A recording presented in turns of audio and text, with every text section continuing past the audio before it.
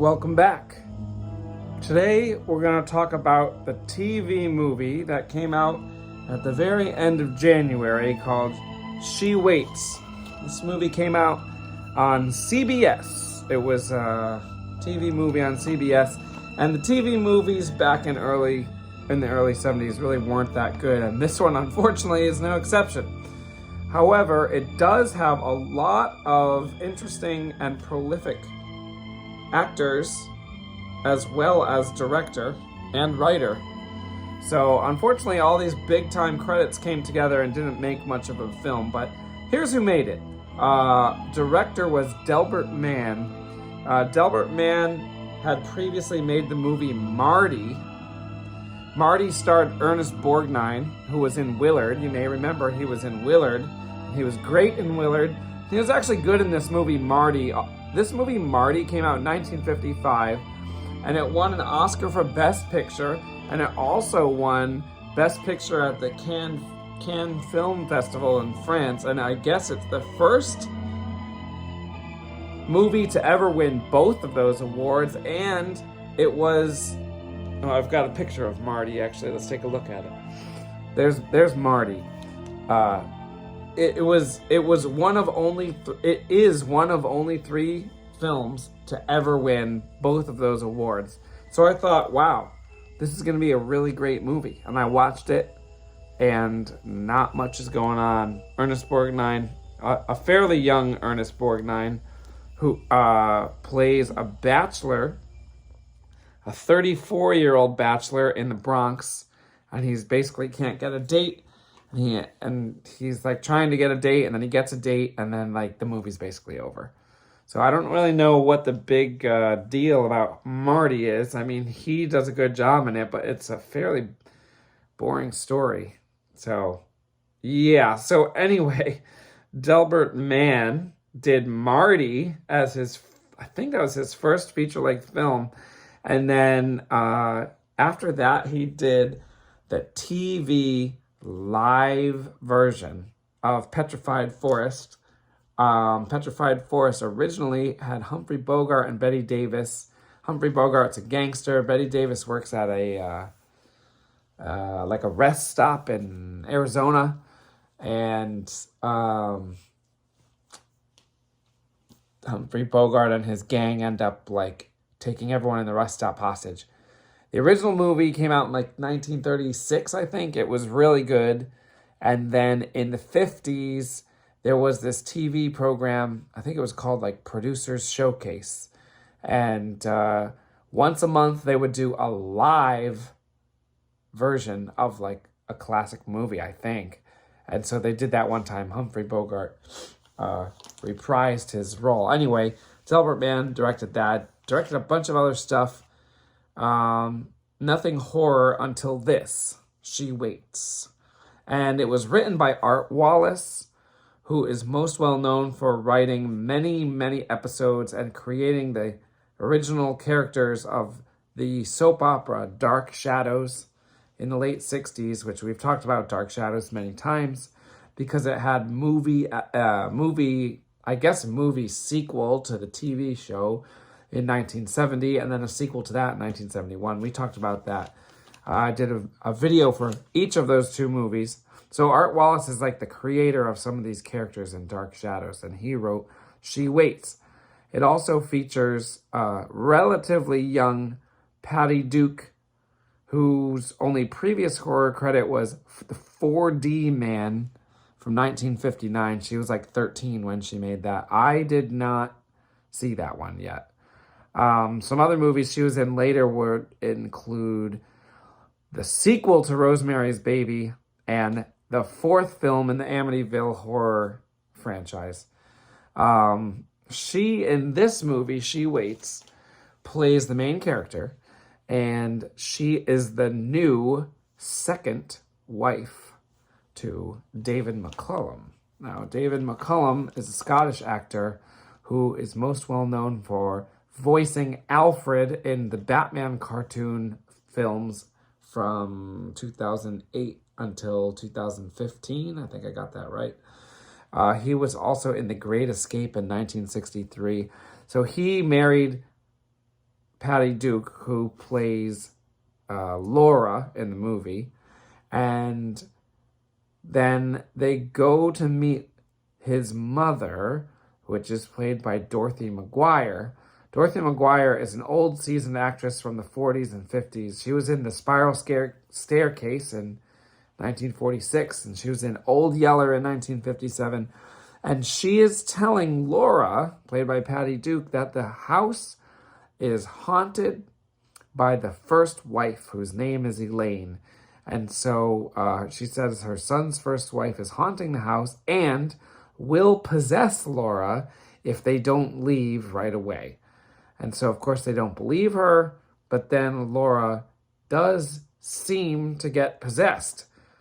They try and get help from the local doctor, played by Lou Ayres, and Lou Ayres is another, like, classic Hollywood star. He had a lead role in The Doorway to Hell, which came out all the way back in 1930. He was top billed in 1930. That's a gangster film that Warner Brothers put out. He was also in The Dark Mirror in 1946 with Olivia de Havilland. I think I said her name right. He was also the main character in Donovan's Brain, which came out in 1953. That's like a sci-fi horror movie. In both The Dark Mirror and Donovan's Brain, he plays like a doctor, scientist, and that's what he plays in She Waits as well. He's the doctor. He tries to come and make Laura, better. Basically, he says she's like stressed out, not too much to worry about. She just has to rest. Lou Ayres was also in The Omen from 1978, and he was in Salem's Lot from 1979. He didn't star in those two, but he was in them. So basically, the whole thing here is Laura going to be possessed by Elaine's spirit or not? The movie's almost an hour and a half long. I think it's like 80-some minutes long. No, actually, maybe it was only 70 minutes long, I think. Yeah, it was like 71 minutes long, 74 minutes long. It was fairly short because I guess it would have been an hour and a half, but then there were like commercials when it was originally aired. Anyway, it takes like at least 50 minutes for us to even start thinking that Laura's going to get possessed. So, of course, there's only 20 minutes left in the movie then. And then, spoiler, she's like maybe possessed. We don't even know. It's actually like open to interpretation. It's not obvious if she's possessed or not. She thinks she is, and the mom thinks she is. I don't think David McClellan, the husband, believes it. The doctor definitely doesn't believe it. There's this other guy who shows up for like one scene who definitely believes it. And apparently Elaine, the first wife, was having an affair with this guy. So I give this one a 3 out of 10. It's like pretty boring. Almost nothing happens. It didn't help that I watched it in a very poor quality, which is it's an unnecessarily poor quality, really. So this was originally on CBS, but it was produced by a company called Metro Media. Now, Metro Media had been around for a while and was a Hollywood production company that would release its movies through various distributors. I had not heard of Metro Media before, and I don't think they did anything else in the horror realm that I could find. But Metro Media, somewhat surprisingly, bought Orion Pictures, which did a lot of movies in the 80s. Orion started in 1978, and then in 1986, Metro Media bought it and controlled it for 11 years. So Orion was actually kind of Metro Media for most of its life. Then Metro Media sold all of its movie production assets to MGM. So all the Metro Media and Orion stuff became MGM stuff. And then MGM recently, I think it was like 2019, I could be wrong on that, MGM sold all its assets to Amazon. So actually, Amazon owns this movie now, and now you can view it on Amazon Prime, which is like kind of funny. Two reasons it's kind of funny. First of all, in case you didn't know, Warner Brothers basically owns HBO, and I think it fully owns HBO, actually. And now HBO has had a streaming service called HBO Max. And now just very recently, like a week ago, maybe two, but I think 1 week ago, HBO Max merged with like Cartoon Network or something like that. And now it's just called Max. And so now it's the streaming app Max. But the thing is, there's a lot of good Warner Brothers movies that exist that you can't stream anywhere. So I don't know why Warner Brothers doesn't just put that stuff on Max. Also, there's good HBO shows that you can't stream anywhere, like Tales from the Crypt. You can't stream it anywhere. Why isn't that on Max? I don't know. Maybe there's some like limit.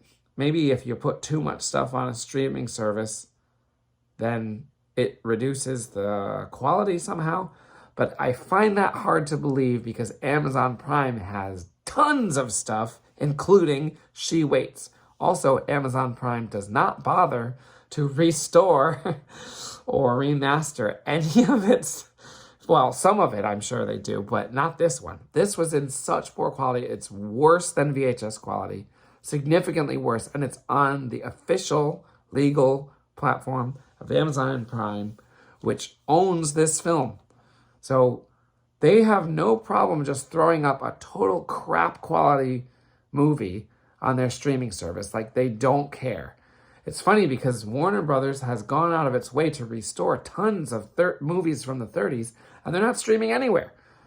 I guess you could buy them on DVD or Blu-ray or whatever, and some of them you can rent. Like, you can rent them on YouTube. Just put them on Max. Anyway, Amazon Prime gives no shits. They just will put anything up. I've seen other stuff on there. It looks worse on Amazon Prime legally than it does bootlegged on YouTube. I don't know why Amazon Prime does that. Just put it in like 480p at least. This movie's got to be in, I bet you it's worse than 240 resolution. It's so pixelated and blurry. So that doesn't help the enjoyment of the movie. I will say, though, best part of the movie is the music. And that seems to be the theme for all the movies in 1972 and probably most of the early 70s. Even when the movie is garbage, the music is always good. The music is good in pretty much every movie from this whole year that I've done so far. Like Something Wicked This Way Comes, very cool music, by far the best part of the movie. The rest of the movie wasn't good. Same here.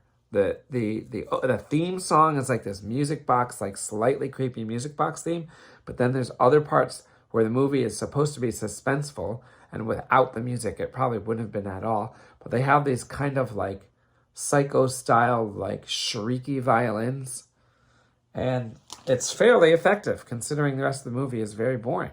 So the music is the best part of the movie. Yeah, that's pretty much all we need to say about She Waits. We are almost done with January. This is like the 22nd movie of 1972, and we're still in January. And it's not the very last one in January either, so we got a few more January. Now I was looking ahead, and in February, there seemed to be a lot of very promising movies. So we'll get there soon, but for now, we have to wait just like she waited. Get it? All right, thanks. See you next time.